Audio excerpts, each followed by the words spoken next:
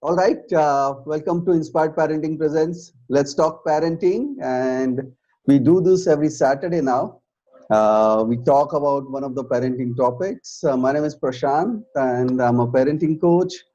So today we will talk about a lot of parents have this concern these days. That's like, is my child falling behind because of lockdown?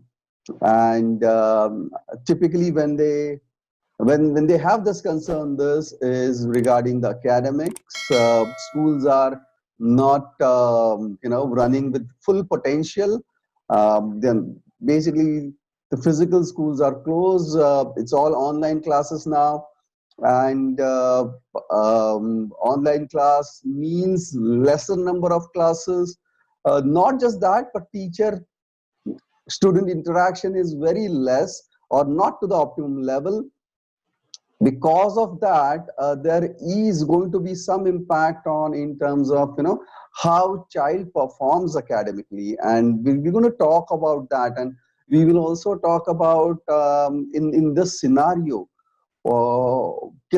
parents feel helpless. So how can we work, so that at least we'll not have that concern. So that's the kind of discussion we want to have. Yeah, so these are the topics. I'm not sure if I'll go in this order, but I think we'll go in this order. Okay, we'll understand how human brain works in terms of academics and learning. We'll also understand if child is not learning with that speed, what's going to happen to their brain. um, we will have, before we start taking things in our hand, let's understand what academics and education is doing to us, and then what should be our focus, and then we will see what all things we parents can do in this situation. Okay, so this is, let's say, a typical graph looks like when it comes to learning. Yeah, I mean, you depending on your child, it could be one of these curves or lines. Different children have different potential, so and it can vary. Yeah, as age progress, this may not be a straight line. It could be a curve, going little up and down. But obviously the progress will happen. Okay, so this was the ideal case where a child would have performed, if the lockdown wasn't there. Okay, then after lockdown, you will see that yes, unfortunately there is an impact, as in our brain basically performs to the stimulations that comes from the outside world, and it's learning according to what's being thrown at. So that input is definitely going to reduce, especially academically, and there is going to be a little slow pace. The pace is going to be slower than usual. So that, agree, we have to come to terms with it, that it is going to happen. Nevertheless, I would say, don't have that concern that it is really going to have a very long-term impact. It will not. Okay, and of course we will see all the things that we can do so that this impact is minimum. Yeah, it will not, because the way our brain works. Yeah, um, if you keep your brain empty, it is only growing in capacity. That means it's like a sponge. Yeah, it will wait. What will happen is, whatever we learn, brain, and after that, when we give ourselves a break, our brain sorts all the information that it has received, depending on what we believe which is useful and not useful. Our brain also does a lot of filtering.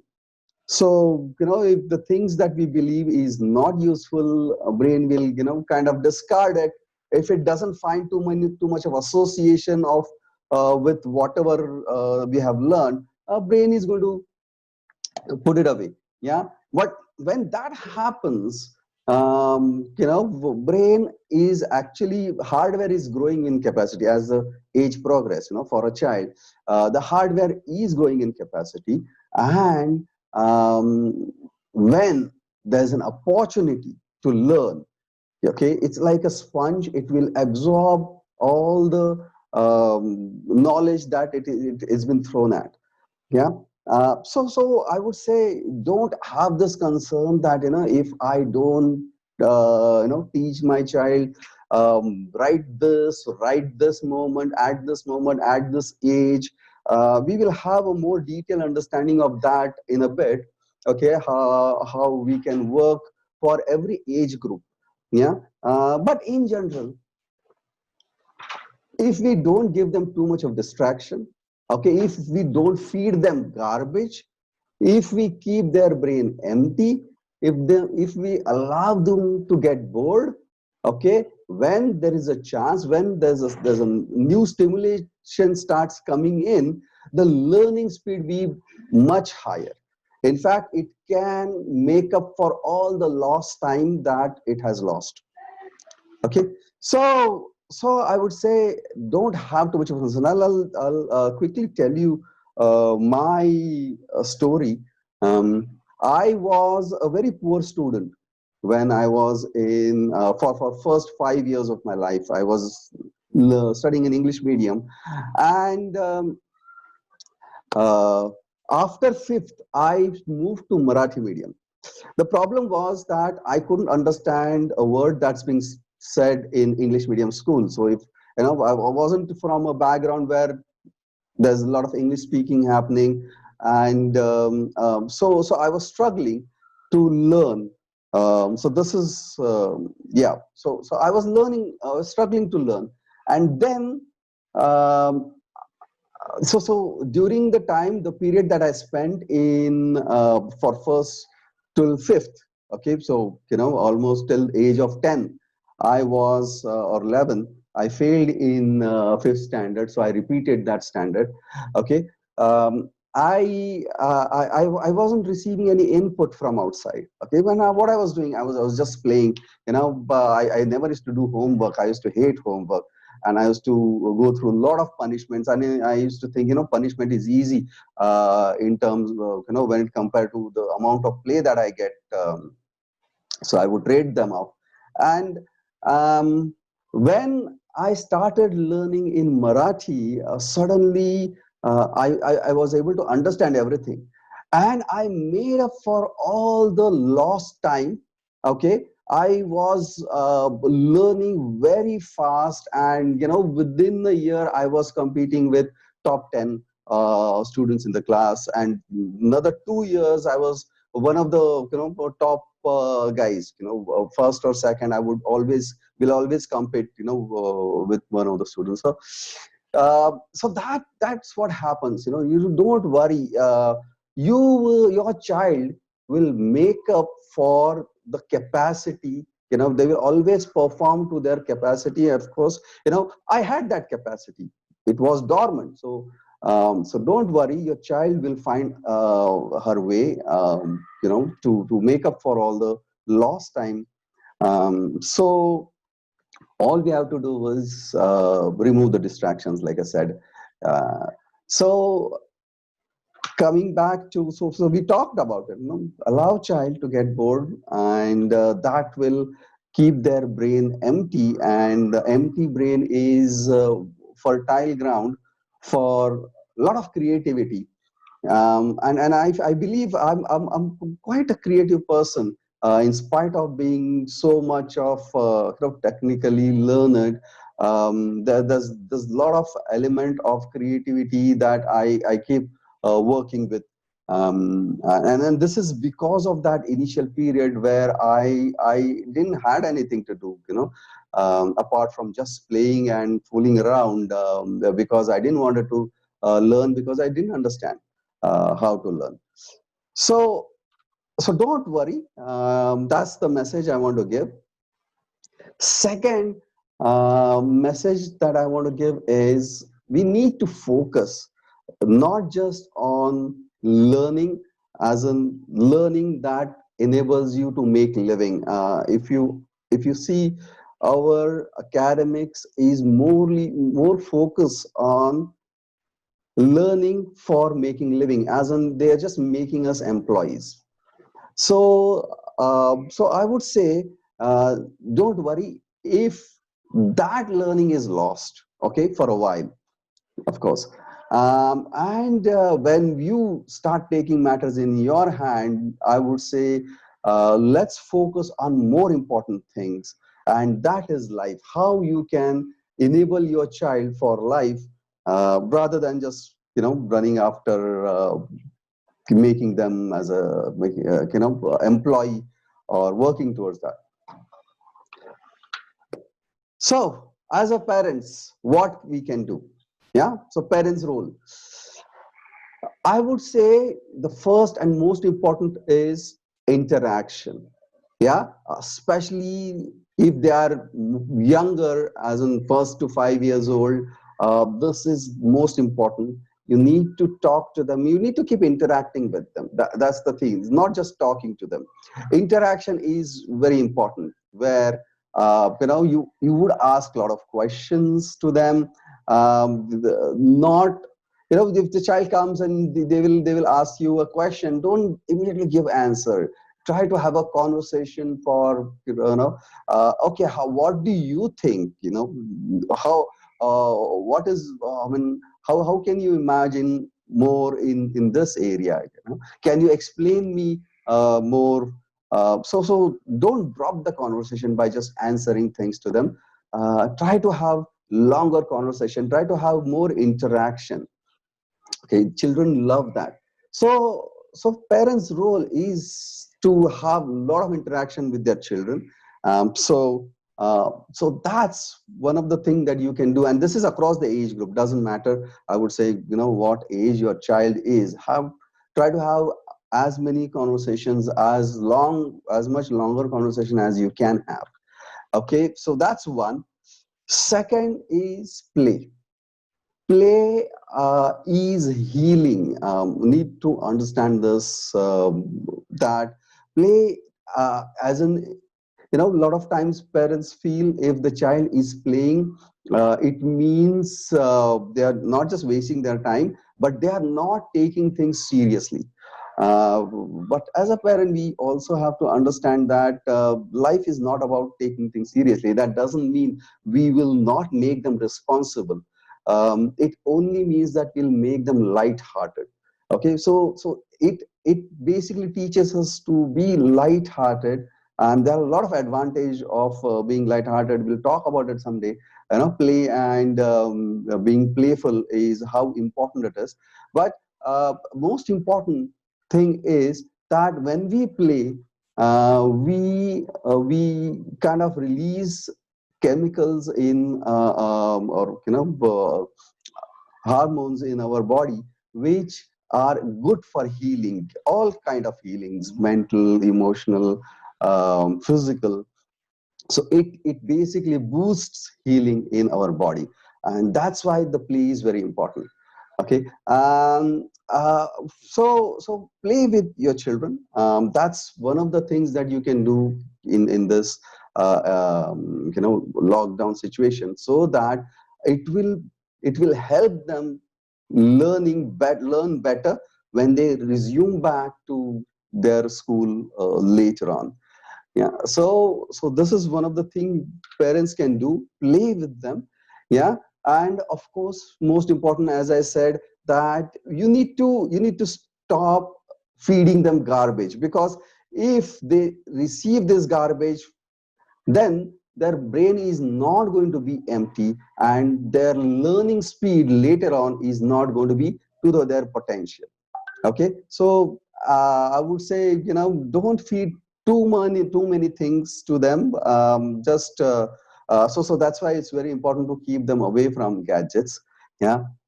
Or television, or whatever you think that is feeding them with garbage. Okay. um, so that's Three, this is all across the ages. Okay. Apart from this, what we can do is, for first to 5 years, you can focus on giving them skills or enabling them. So we all work on this, and especially for first to five, we kind of have to, because, and even if you don't, children will learn, and that's a survival skill. Yeah. Eat with your own hand. We start making independent. We potty train them. Okay, so these are the things we keep doing. So focus on that. Yeah. Survival and safety. You can, how to stay away from fire, why to stay away from fire, how to be careful with heights. All those things are the things you need to focus on. Don't worry if they are not learning academics, especially in this age.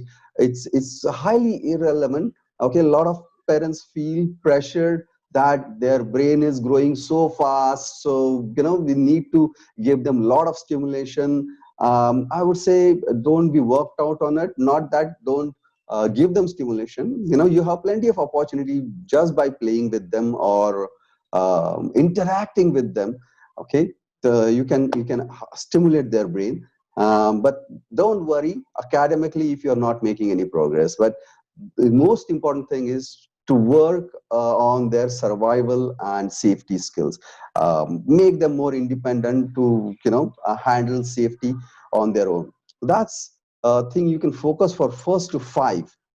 Now 6 to 10 is where I suggest work on keeping them healthy. That means getting more physical, getting them maybe exercise them or play with them, physically play with them a lot of things, so that their small motor, gross motor skills are developed. Cycling, throwing balls, catching balls, hand-eye coordination.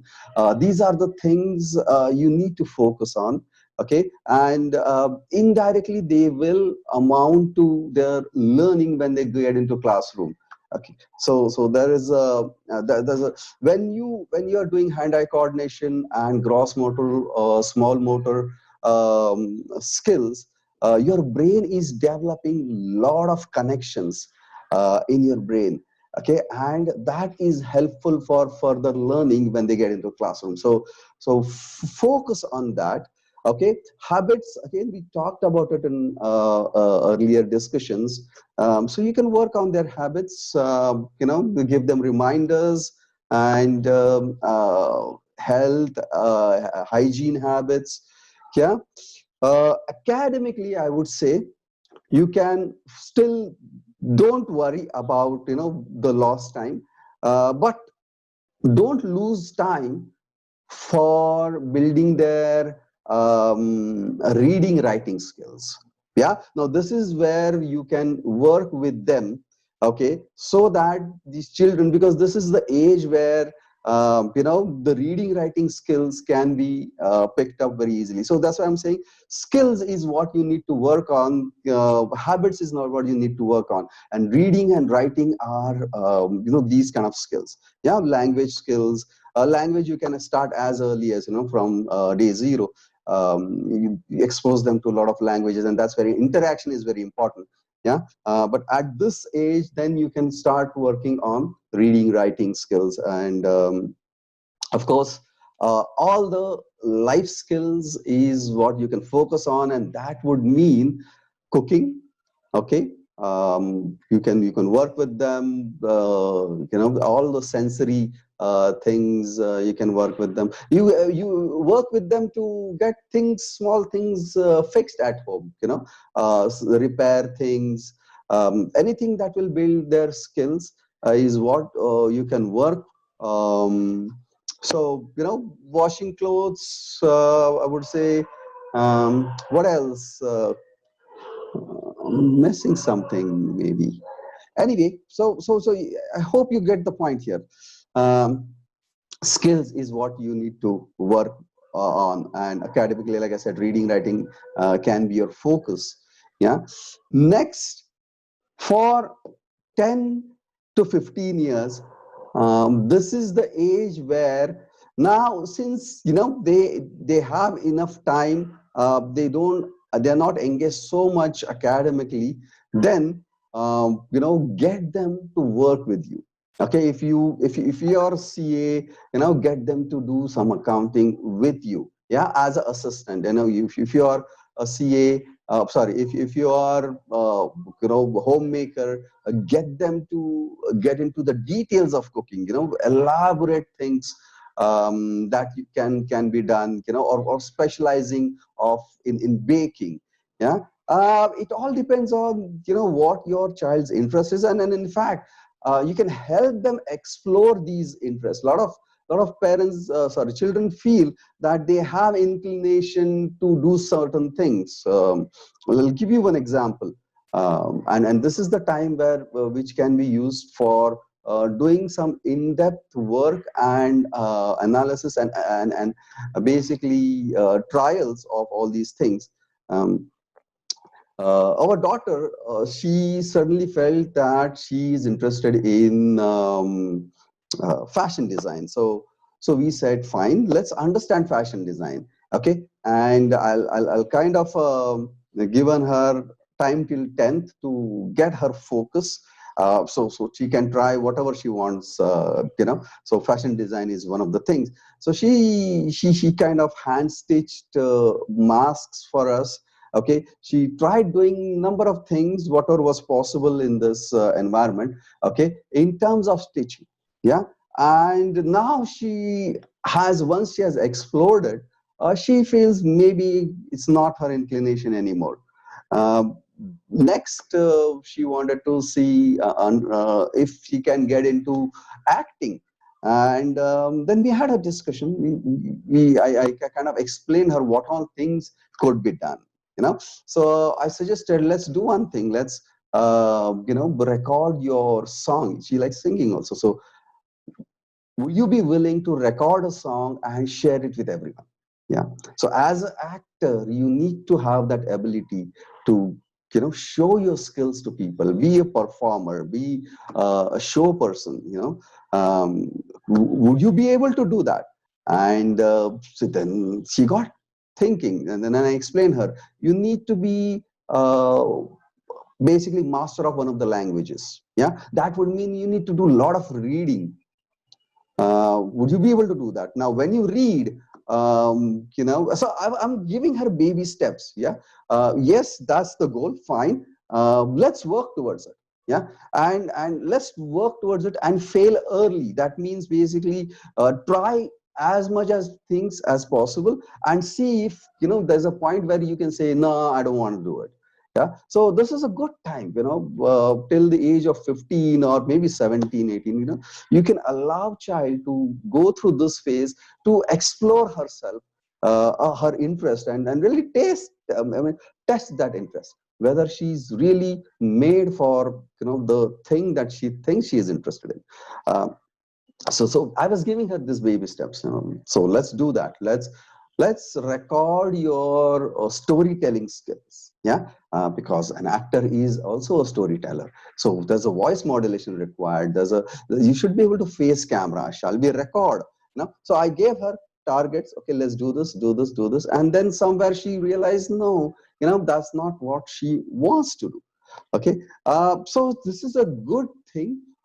This is the thing where this is the time, at this age, if they still have time and you think that they're not really doing things that are required academically, then get them to explore what their interests are, and work with them.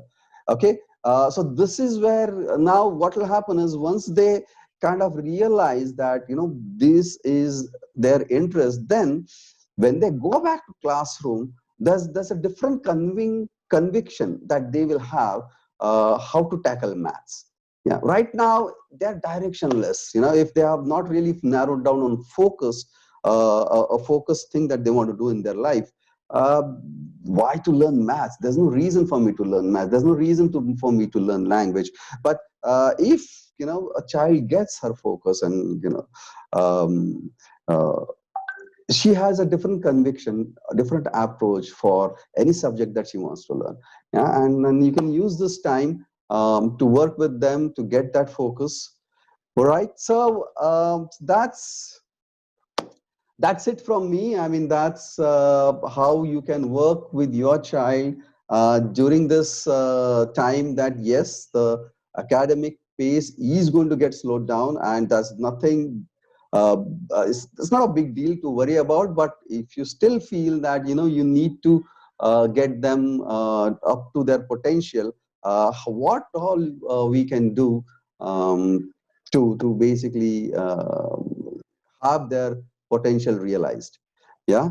Uh, so, any questions I can take quickly?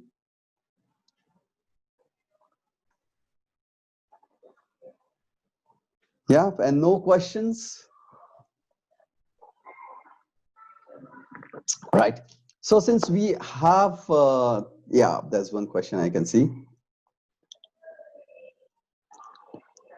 How we can create their interest in reading?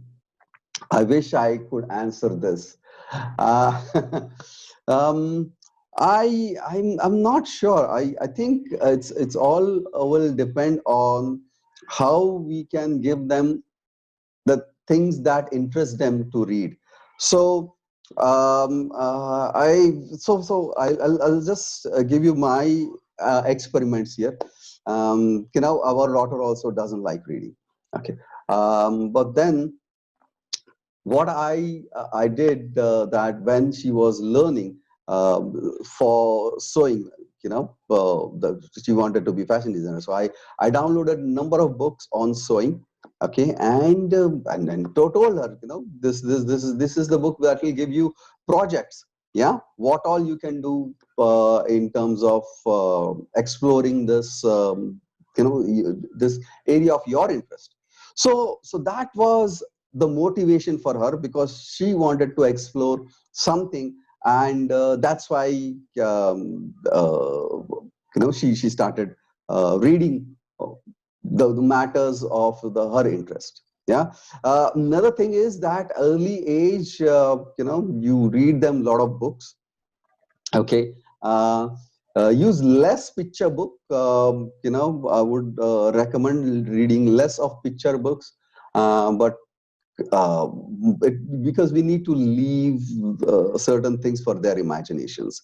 Um, so read them books when they are not able to read. Then another technique is you read one story, I read one story. That's how that's one of the ways you can encourage them to read. Yeah. Yeah. Frankly speaking. Um, I'm still exploring how we can help them breed. But these are the two things I've come across so far. Okay, that can work. Yeah, because, giving them reading things to read of their interest is definitely works. Of course, it is not going to develop a habit into children reading big novels.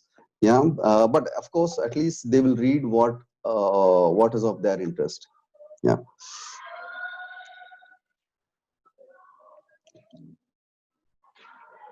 Okay. So there are a couple of comments.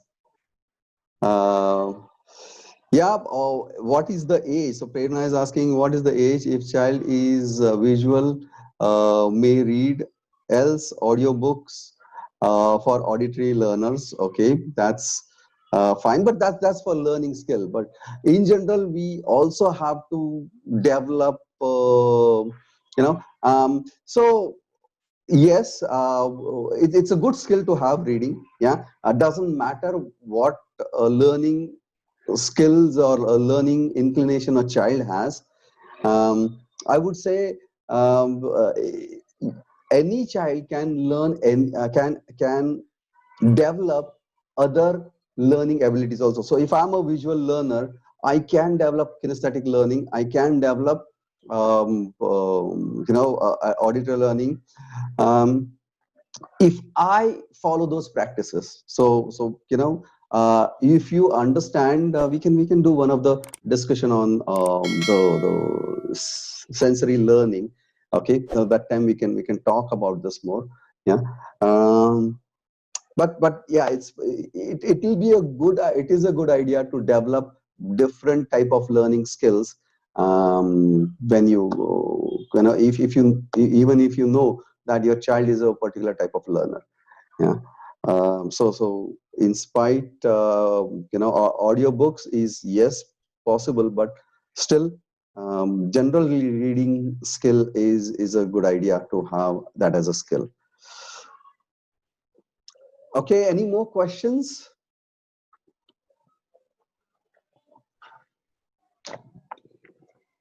Okay. Um, if not, okay, quick reminder, if you are not part of the group, please leave your name and number, and I will add you to the group. So quickly today, 2 minutes tip of the day. Okay, we talked about habits. For last couple of sessions, there have been a lot of discussion that's happening on habits, and one of the things you can do when you are working with the child for their habits is, and the most important thing that needs to be done is give them reminders. Um, since their executive brain is not yet developed, they are borrowing our executive brain, and that is in terms of giving them reminders. Yeah. So what can happen when you are giving them reminders is it can become nagging. Yeah.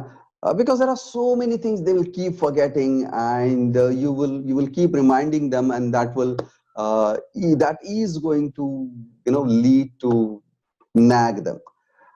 So here's the thing that could be done: remind them without words.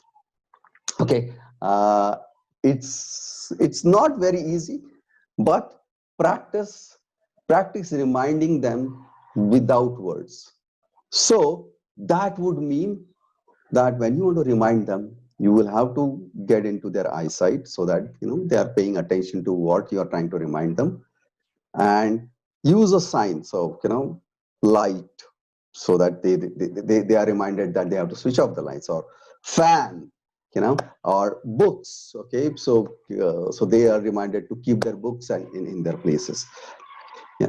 So and when you're reminding them, just be silent. Okay, don't use a word. Yeah, don't leave their eyesight. Okay, maybe go and tap them, and don't leave that place unless they have done that activity, or they're taken care of what you've been reminding them of.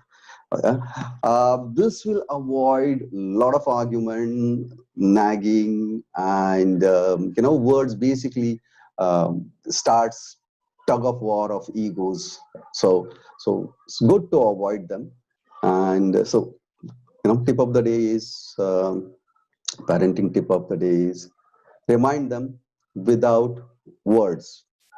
Okay, so I'll see you next Saturday again. Till then, happy parenting.